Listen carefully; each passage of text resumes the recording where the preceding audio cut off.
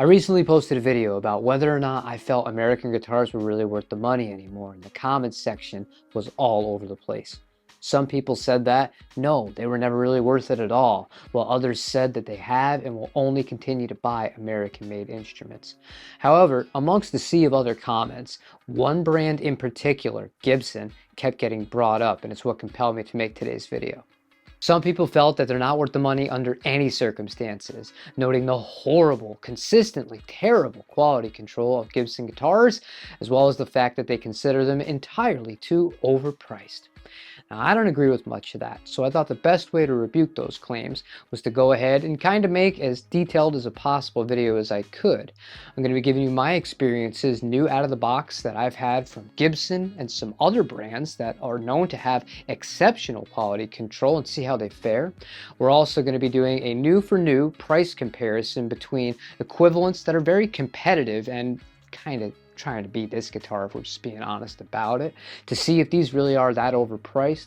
And finally, I'm going to be going over some of the reasons that I feel that no matter what anybody on the internet with a magnifying glass that posts on a forum says, there will always be people that want Gibsons, and I'm going to try and decipher why that is. Over the last 2 decades, I've had a lot of experience with Gibson guitars, both new and used.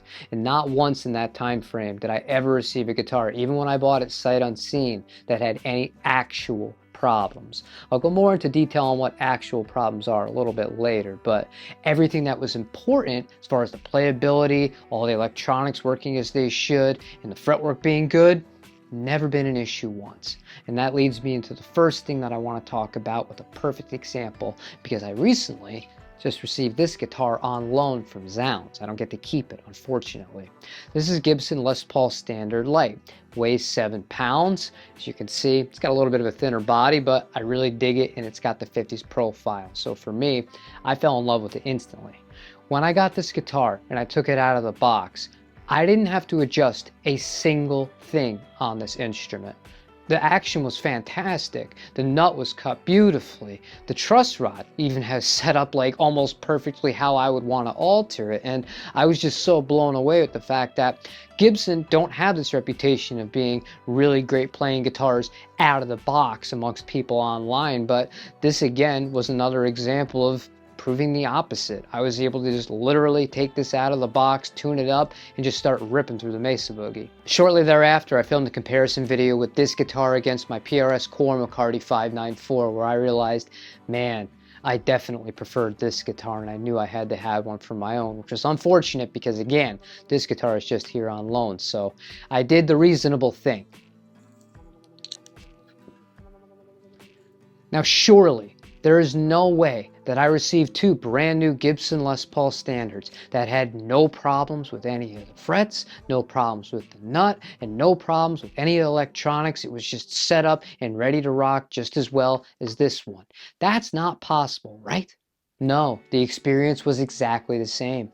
When I took this guitar out of the Zounds box, the setup was almost identical down to the amount of relief in the neck itself to the first Gibson that I had gotten just a few weeks prior. Now I'd like to share some experiences I've recently had with other brand new guitars from other brands. This is a new American-made PRS CE2408, and I really dig this guitar, but when I first got it, there were some wiring issues and the neck pickup wouldn't split. So I had to break out the soldering iron, attempt to find the correct wiring diagram because PRS used different wiring colors than every other brand, and get to work before I could really enjoy my $2,100 instrument. Or this 2025 Fender Japan Jaguar. When I got this guitar, the vibrato was in really sorry shape. The unit actually had the collet disconnected from the plate underneath, so the vibrato couldn't be used. I had to take the strings off, remove the entire assembly, reconnect everything, put on a whole new set of strings and a setup before I could even make use of the guitar out of the box. I could go on ad nauseum about other experiences I've had with different guitars. Fender custom shops that just weren't grounded at all from the factory. A Fender American American Vintage 2 Jazzmaster that passed a 55-point inspection, however didn't have a functioning rhythm circuit on it. The point I'm trying to make here is not to make fun of Fender, not to make fun of PRS or any other brand, or to put Gibson on a pedestal. It's just to give you my experience that I have never had a problem with a new Gibson guitar that impacted the playability or the functionality of the instrument.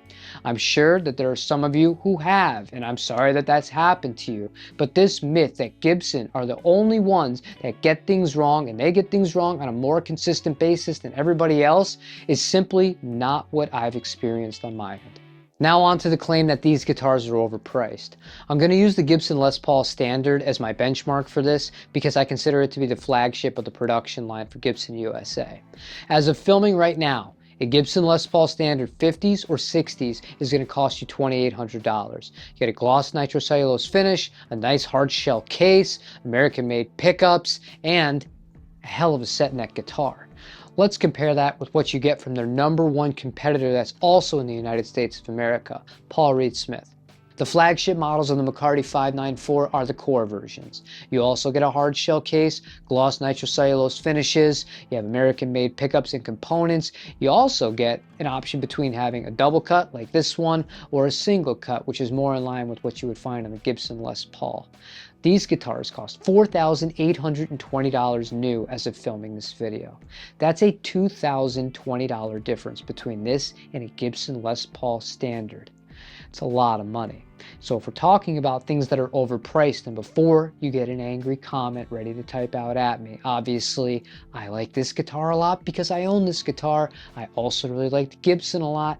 I own that guitar. But if we're talking about things being overpriced, a $2,000 difference between two of these guitars, that's a little bit crazy. And if you're going to make the argument that one is overpriced, I'm not so sure Gibson is the tree that you want to bark up. Even on the lower end side of things, Gibson Les Paul Studios start at $1,599, whereas the non-thin line McCarty 594 S2 versions are now $2,400. So why do people buy Gibson guitars? Some of them probably just for nostalgia, some of them just because it's what the people that they grew up listening to or that they idolize, they play. But for me, it's an experience to play one. These guitars have a personality that's unmistakable and it's just pure Gibson. The only guitar that I think stands on par with the Gibson Les Paul is the Fender Telecaster because I get the same sort of experience, although the tones and the feel are unique to the Fender. You plug either of those guitars in through a great amp like this one, you crank the thing, it's just bliss. It's raw, it's imperfect, but in a day and age where it feels like everything is just absolutely picture perfect and almost like fake to an extent, I'd rather have something that has more character, that has some flaws in it, that you have to fight with a little bit because it's much more rewarding to me.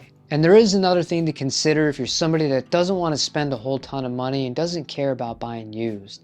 I feel that the best value guitar that you can get for under $1,000 is just a Gibson Les Paul Studio, and you can find them no matter where you are in the country locally for that price without much effort. All you're going to have to do is pick what color you like and what neck profile you like between the 50s or the 60s slim taper. If this was the first video you've ever watched on my YouTube channel, I'll forgive you for thinking that the rack behind the camera right now is filled with Gibsons. It's not. I only have this one. The rest of the guitars are Fenders, mostly from Fender Japan, the two PRSs that you saw today, and then a few smaller Japanese domestic brands that aren't available here in the United States of America. I was just simply inspired to make this video because of how good the experience that I've had with Gibson, with these two Gibson Les Paul Standard lights from Zounds has been, and it reminded me of why I love the Gibson Les Paul so much and how sick I am of seeing Gibson just being the punching bag online as if they're the only ones who ever make any mistakes in production. But feel free to go ahead and let me know how wrong I am in the comment section of today's video. I think I've yapped enough and I want to go play my Les Paul. I will see you on the next video. Take it easy, everybody.